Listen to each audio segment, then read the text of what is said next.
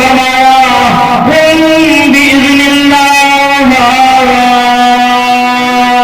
یقین کرو مسلمانوں قبر اللہ کے حکم سے پھٹ گئی نوجوان زندہ کر کے باہر آ گیا اللہ کے پاک پیغمبر نے پوچھا قبر سے زندہ ہونے والے نوجوان تیرا نام کیا ہے تو کون ہے جواب آیا اے اللہ کے پاک پیغمبر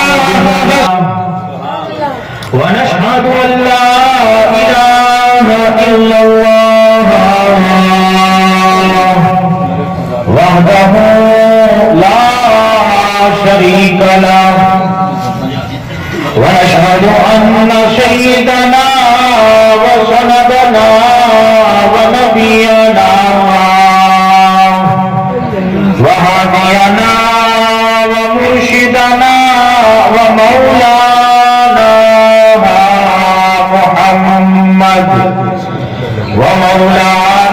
محمد محمدا عبده ورسوله أرسله بالحق بشيرا ونذيرا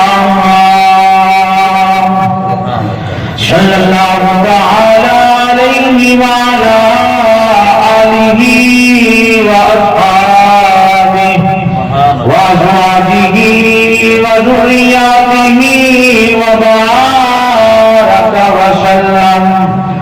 وبارك وسلم تسليما كثيرا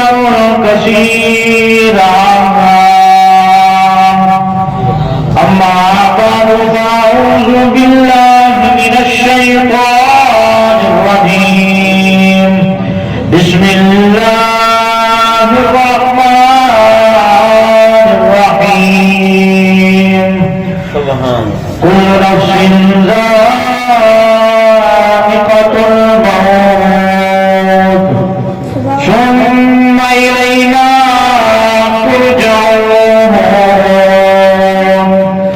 صدق الله وصدق رسوله النبي الكريم ونحن على ذلك لمن الشاهدين والشاكرين والحمد لله رب العالمين.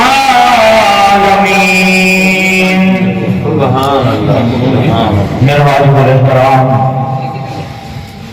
معزز سامعین علاقہ سال ثواب کی مجلس ہے دعا کرو کہ اللہ پاک جل شانہ بھائی صادق مرحوم اللہ پاک ان کی قبر کو روشن منور فرمائے ان کی آخرت کی تمام منزلیں آسان فرمائے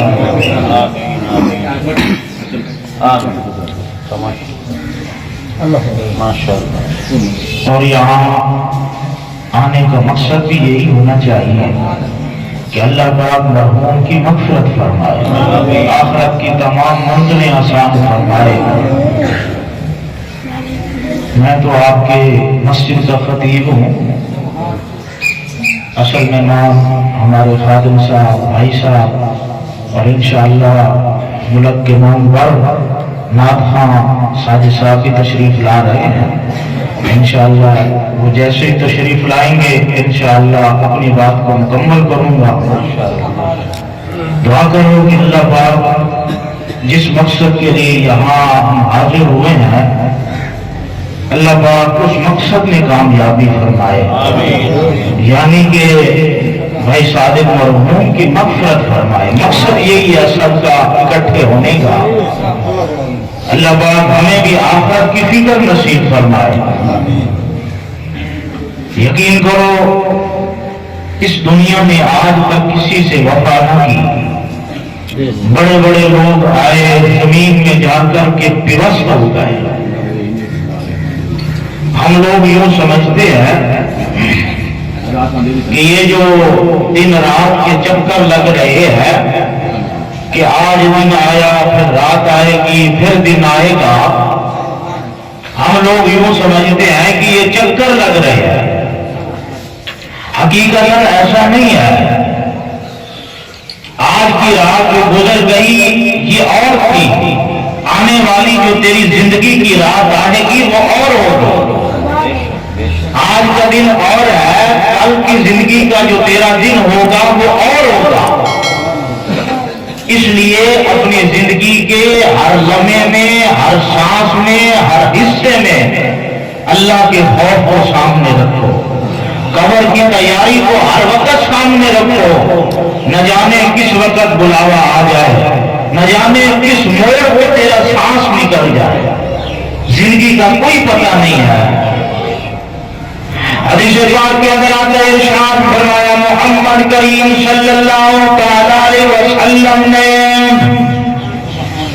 فرمایا، او مسلمان تو قبر کو یاد کرنا کرے، قبر تجھے دن میں 70 مرتبہ یاد کرتی ہے، آواز لگاتی ہے، انا بیت الواحدہ، میں تنہائی کا گھر ہوں، انا بیت الظلمہ، میں ایک اندھیرا گھر ہوں، انا بیت الطود والحمام،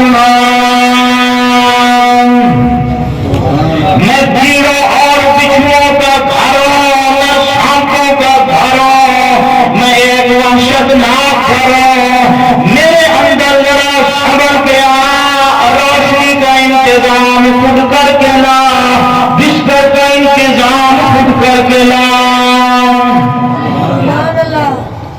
ہاں، میرے اندر ذرا خیال سے آنا، میں ایک اندھیرا گھر ہوں۔ یقین کر مسلمان، جناب سیدنا عثمان غنی رضی اللہ تعالیٰ عنہ کے بارے میں آتا ہے، جب بھی وہ قبرستان کے قریب سے گزرتے کھڑے ہو جاتے ہیں، اللہ کے قرآن کی تلاوت شروع کر دیتے ہیں، زاروں قطار روتے، اتنا روتے آپ کے آنسو داڑھی سے گزر کر زمین پہ گر جاتے ہیں۔ کسی نے پوچھ لیا، ابھی عثمان آپ قبر کو دیکھ کر اتنا کیوں روتے ہیں؟ فرمایا، لوگوں تمہیں معلوم نہیں ہے، اس قبر کی اندھیری کوٹھری میں، اس لاکھوں من مٹی کے نیچے ایک نہ ایک دن اکیلے آنا پڑے گا۔ آج ہمیں اس قبر کی کوئی فکر نہیں ہے، پتہ نہیں کیا بنے گی قبر کے اندر۔ جناب سیدنا عیسیٰ علیہ السلام کے پاس کچھ لوگ آئے، آ کر کے عرض کرنے لگے، اے اللہ کے پاک پیغمبر، آپ ہمیں نئی نئی خبروں سے مردے زندہ کر کے دکھاتے ہیں، آج ہم آپ کو ایک پرانی قبر پہ لے جاتے ہیں، ہمیں وہ مردہ زندہ کر کے دکھائیں۔ اللہ کے پاک پیغمبر حضرت عیسیٰ علیہ السلام قبر پر تشریف لے گئے، قبر پہ کھڑے ہو کر کے فرمایا، بِإِذْنِ اللَّهِ، یقین کرو مسلمانوں، قبر اللہ کے حکم سے پھٹ گئی، نوجوان زندہ ہو کر کے باہر آ گیا۔ اللہ کے پاک پیغمبر نے پوچھا، قبر سے زندہ ہونے والے نوجوان تیرا نام کیا ہے، تو کون ہے؟ جواب آیا، اے اللہ کے پاک پیغمبر، میں سیدنا نوح علیہ السلام کا بیٹا ہوں، میرا نام سام ہے۔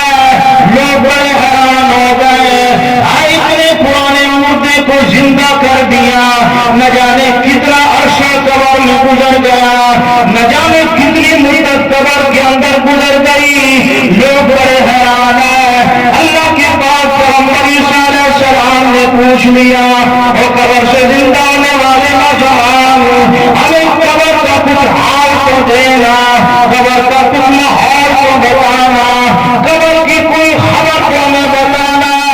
یقین کرو مسلمانوں، نوجوان کی آنکھوں میں آنسو آ گئے، رو کر کے عرض کرنے لگا، اے اللہ کے پاک پیغمبر عیسیٰ علیہ السلام، آپ کو قبر کے حال کی پڑی ہے، قبر کا ماحول مجھ سے پوچھتے ہیں، قبر کی خبریں مجھ سے پوچھتے ہیں، آپ مجھ سے پہلے ہی کیوں نہیں پوچھتے ہیں کہ موت کا جھٹکا کتنا سخت ہے؟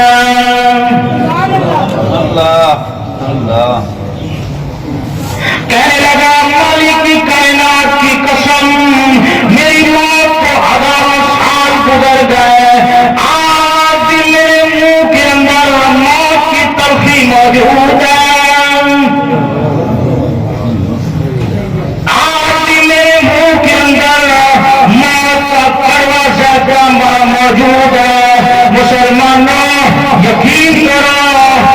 जिस वक्त तुम्हारी 360 रुपए तोड़ी जाएंगी क्या हाल बनेगा।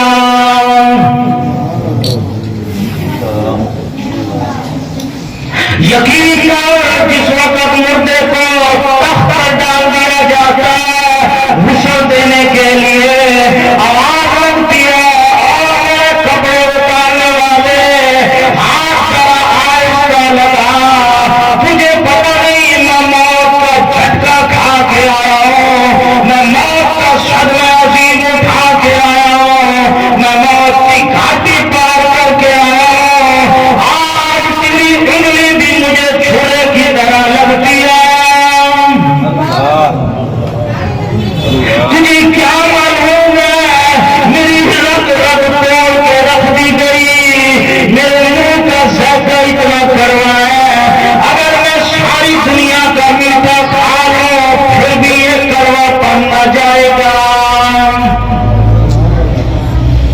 मुसलमानों खाने पीने का दौर है, मैं मानता हूं अनार का ज़ायका तुम्हें मालूम है, केले का ज़ायका तुम जानते हो, अनानास का ज़ायका तुम्हें मालूम है, हजारों फ्रूटों के ज़ायके तुम जानते हो, हजारों सब्जियों तरकारियों के ज़ायके तुम जानते हो, हजारों शरबतों की किस्मों के ज़ायके तुम जानते हो, पर तुमने कब्रिस्तान में कभी भी जाकर कब्र वालों से ये नहीं पूछा, कब्र वालों ये तो बताओ ना मौत का ज़ायका कैसा है। हदीस पाक के अंदर आता है जनाब सैयदना मदनी करीम सल्लल्लाहु अलैहि वसल्लम का आखिरी वक्त है। जनाब सैयदा आयशा सिद्दीक़ा रज़ियल्लाहु तआला अन्हा फरमाती है आपका सर मुबारक मेरी गोद में था, अचानक मेरी नजर पड़ी आपके चेहरे पर पसीने आ गए, मैंने अर्ज कर दिया है मेरे आका ये पसीने कैसे, ये घबराहट कैसी। फरमाया आयशा जल्दी कर पानी लेकर के आया। आयशा सिद्दीक़ा जल्दी से पानी लेकर के आई, आपने इशारा कर दिया यहाँ रख दो, आपने अपने रहमत वाले हाथ उस पानी के अंदर डबोकर अपने चेहरे पे छींटे मारने लगे, साथ में आपकी लपटी जिगर फातिमा ज़हरा भी बैठी हुई है, अब्बा के हाल की वजह से रोने लगी, अर्ज करने लगी अब्बा जान ये घबराहट कैसी, ये परेशानी कैसी, ये पसीने कैसे। आपकी बेगम आपकी जो है घरवाली सैयदा आयशा सिद्दीक़ा रज़ियल्लाहु तआला अन्हा भी कहने लगी ऐ मेरे आका ये पसीने कैसे, ये घबराहट कैसी। फरमाया ऐ मेरी आयशा तुम जानती मौत कितनी घबराहट वाली चीज है।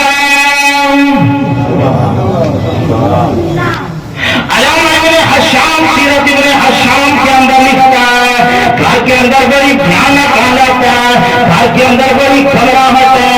यकीन कर मुसलमान दरवाजे पर अचानक दस्तक हो गई, आवाज आई अल-अदखल का फिल गई, क्या मैं घर के अंदर दाखिल हो सकता हूँ, घर में मुझे दाखिल होने की इजाजत है। जनाब सैयदा फातिमा ज़हरा रज़ियल्लाहु तआला अन्हा अब्बा के हाल की वजह से रोने लगी, कहने लगी और देहाती गवार कहीं के और पागल दीवाने कहीं के मेरे अब्बा पे होश पड़े तुझे जहाजों की पड़ी हुई है। आपने अपनी लफ्ज़ जिगर की ये अल्फाज सुन लिए कि वो देहाती कहीं के, वो गवार कहीं के, वो दीवाने कहीं के।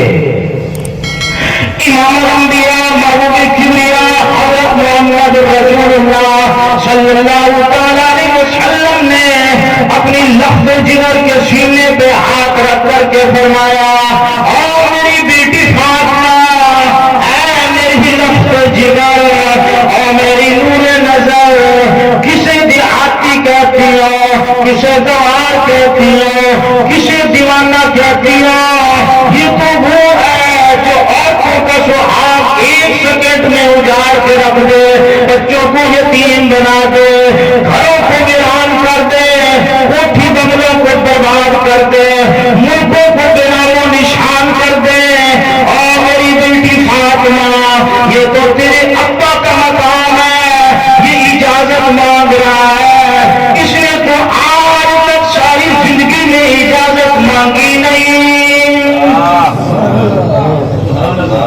بیٹی یہ تو تیرے ابا کا مقام ہے، اسے اجازتوں کی کیا ضرورت ہے؟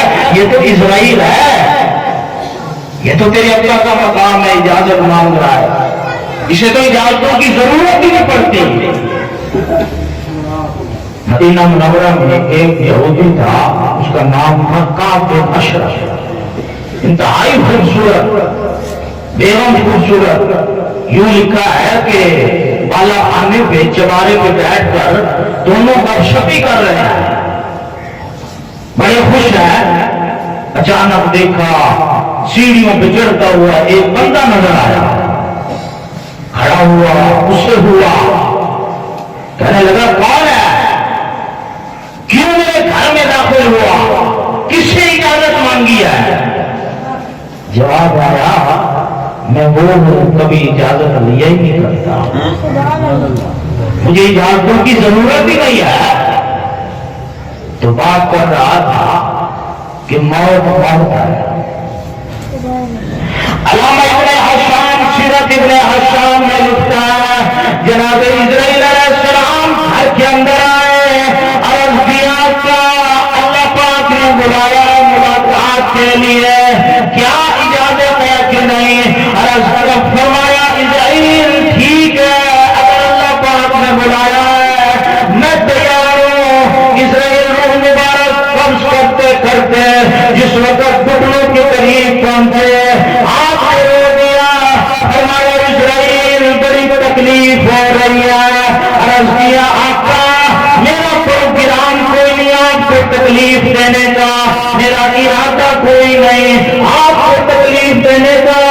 فرمایا اسرائیل تیرا ارادہ کوئی نہیں، تیرا پروگرام کوئی نہیں مجھے تکلیف دینے کا، لیکن مجھے اتنا تکلیف ہو رہی ہے ساری زندگی میں ایسا کبھی نہ ہوئی۔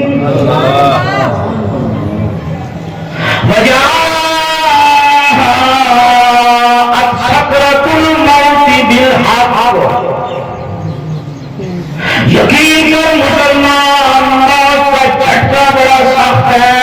امام الانبیاء محمود کبریا حضرت محمد رسول اللہ صلی اللہ علیہ وسلم نے فرمایا اسرائیل چلو ٹھیک ہے لیکن میری ایک حسرت ہے، میری آرزو ہے، میری ایک تمنا ہے۔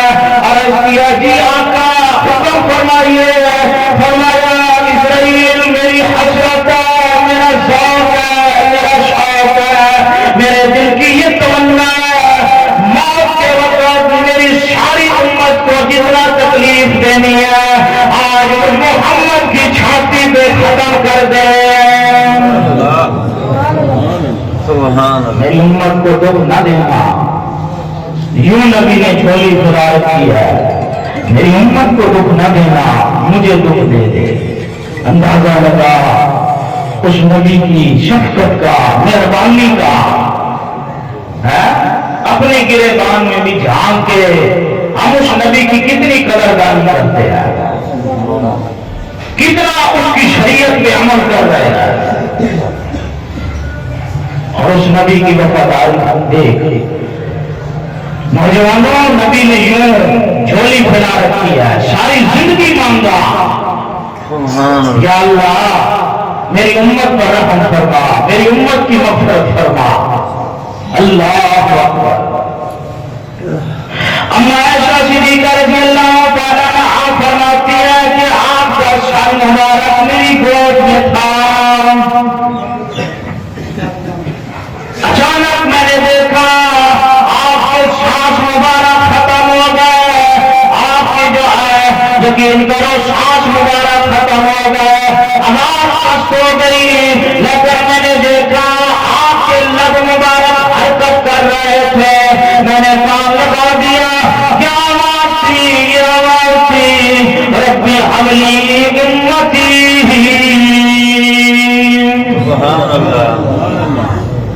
آپ کو کیا معلوم ہے صحابہ کرام نے کتنا بڑا دکھ اٹھایا ہے، جس وقت آپ کا انتقال ہوا آپ دنیا سے رخصت ہو گئے۔